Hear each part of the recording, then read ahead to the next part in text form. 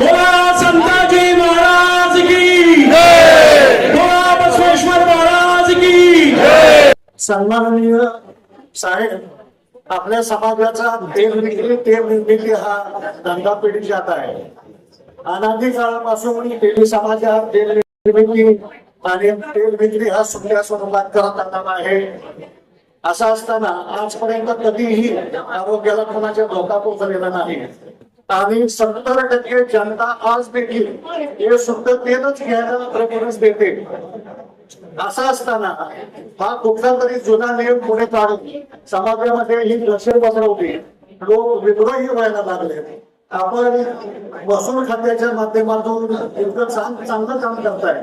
असं असताना हा कुठेतरी मिठाचा गाणा पडतो आणि लोक विद्रोही आणि नक्षलवादी विचार डोक्यात घेऊन वाजा लागते.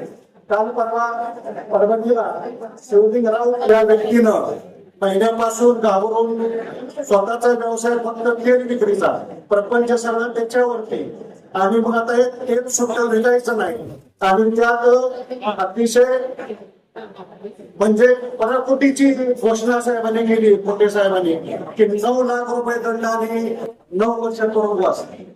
काय मला कळत नाही, तेली समाजाचा मंत्रिमंडळाशी माननीय मुख्यमंत्र्यांशी इतका प्रामाणिक आणि इतका म्हणजे प्रेमाचे संबंध असा असताना हे कशासाठी हे पुराणे काही कळत नाही. आणि तरी आपल्याला आपल्या माध्यमातून विनंती आहे की त्यांच्या बाजूला असलेल्या आज देखील आपण आज आपल्या आज देशी पत्रकारांना पाहिजे समाज या ठिकाणी या एकच प्रश्नाची सोडवणूक होईल. आपण तो 100% शब्द द्या आणि तुमच्या परिस्थिती 1 तारखेपर्यंत हे जे पुनर्वापर करायचं आहे. बाजूला सर्वांनी पत्रकार बंधू पाठीमागे बसलेले आहेत. कृपया मागे उभे राहून स्थानापन्न बसून घ्या. या ठिकाणी हा तेल विक्रीचा प्रश्न हा निकाली निघेल या आपल्याकडे आश्वासन मिळावं. पुन्हा एकदा सांगतो की इतक्या वर्षापासून तेल डबा देखील पुनर्वापर चालू आहे. फक्त मी कणकूर तीन फक्त विषयात करतो की कुणीतरी नवा डबाही वापरला पाहिजे, कुणीतरी जुना डबाही वापरला पाहिजे. नव्या डब्याची किंमत 130 रुपये आहे, त्याच्यापुढे 18 रुपये प्रति किलो भाव वाढतोय. सामान्य नागरिकाला परवडत नाही. मी एक उद्योगपती आहे. माझ्या ऑफिसच्या बाहेर मी 20 तारखेला संध्याकाळी बोर्ड लावला की शासनानं माननीय तुकाराम मुंडे यांच्या मार्फत नवा डबा वापरला पाहिजे आणि स्वतः ते घेऊ नका. तरी कृपया लोकांनी सहकार्य करावं. लोक अंगावर यायला लागले. लोक म्हणायला लागले की 125 रुपये डबा आम्हाला परवडणार नाही आणि सुट्ट तेल ही आम्हाला सुट्ट तेलच पाहिजे. इतक्या वर्षापासून जनता ही तेलाच्या दुकानातून सुट्ट तेल घेते. कधी आरोग्याला प्रश्न निर्माण झाला नाही. असं असताना हा एक अतिशय वाईट नियम आणि शेवटी कसा आहे साहेब की प्रत्येक नियमाला कायद्याला पळवाट असते. आज अजितदादा असते तर ते नेहमी म्हणायचे की नियम आणि कायदे जनतेसाठी आहेत, जनता कायद्यासाठी नाही, नियमासाठी नाही. त्यामुळे त्याला कुठेतरी त्याचा पळवाट काढून त्यातून हा संपूर्ण समाजाला रिलीफ द्या. आज नाशिक इथं तेली समाजाचा हा प्रश्न मांडणारे तर आम्ही आलोय, पण नाशिक मध्ये आज कमीत कमी 40,000 लोक नाशिक मध्ये तेल विक्रेते मोठं आंदोलन आहे. त्या ठिकाणी आम्ही एकमेकाच्या संपर्कात आहोत. लोक सतत मला सांगतायत काही करा साहेबांना विनंती करा, माइंड अप करा. फक्त ज्या वेळेला आपण मुख्यमंत्र्यांशी बोला त्यावेळेला फक्त 2 सूचना करा की ज्यांचा टर्नओव्हर 50 कोटीपेक्षा मोठा आहे, जे मोठे उद्योगपती आहेत त्यांनी नवा डबा वापरावा. कारण त्यांना सेंट्रलचं लायसन असतं. तेला विक्रीमध्ये 2 लायसन आहेत, एक स्टेटचं लायसन आहे, सेंट्रलचं लायसन आहे.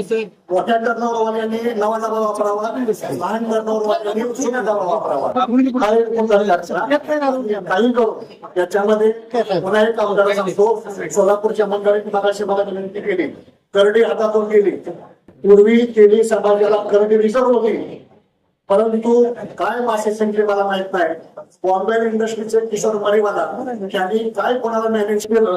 पूर्वी जर मला मिल काढायची होती मला घेणोसी घ्यायला लागायची.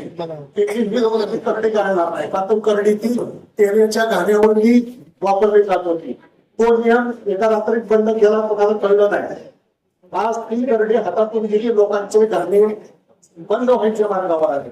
आज जे तुम्ही लोक तरुण आहेत समाजातले, त्यांना हा लेख आपण द्या. आणि पुन्हा एकदा सांगतो, माननीय मुख्यमंत्री असो आपण असो, समाजाचे आपल्या बरोबर खूप प्रेमाचे संबंध आहेत. नियमाला आम्हाला आव्हान द्यायचं नाही, नियमाच्या विरोधात आम्ही नाही. आमचे रोज आपण तपासा, शुद्धता, स्वच्छ परिसर, बरोबर आहे ना. शुद्ध तेल द्यायची आमची जबाबदारी आहे, स्वच्छ परिसर ठेवायची आमची जबाबदारी आहे. पण तुम्ही इथे असलं काहीतरी करून म्हणजे सगळ्या गोष्टीवरती पाणी पडतंय. साहेबांच्या माध्यमातून महसूल खात्याचे एवढं चांगलं काम चालू असताना असला काहीतरी मी येतो आणि लोक विधवाई विचाराचे होतात. पुन्हा एकदा आपल्याला विनंती करतो की आजच आपण या ठिकाणी शब्द द्या की 1 तारखेपर्यंत हा नियम ठरवला जाईल. आणि नसल फिरत तरी आपल्याला विनंती आहे की खास तेली समाजासाठी हा नियम तुम्ही ठरवा. फक्त तेली समाजाला सुटत केली आणि त्याचा पुनर्वापर करावा लागावा यासाठी परवानगी द्या. मी असं का म्हणतोय, परदेशाकडे सारखे बोट दाखवतात. परदेशामध्ये पॅकेज असतं, परदेशामध्ये सुट्ट तेल विकत नाही. आणि परदेशामध्ये जाती व्यवस्था आहे का? परदेशामध्ये जाती व्यवस्था नाही. इथं भारतामध्ये आमच्याकडं आम्ही तेल गाळलं म्हणून आम्हाला पिढी म्हणतात. आजही कित्येक लोक आमचं तोंड बघायचं नाही असं म्हणतात. पोपटराव भावना पोहोचल्या. धन्यवाद.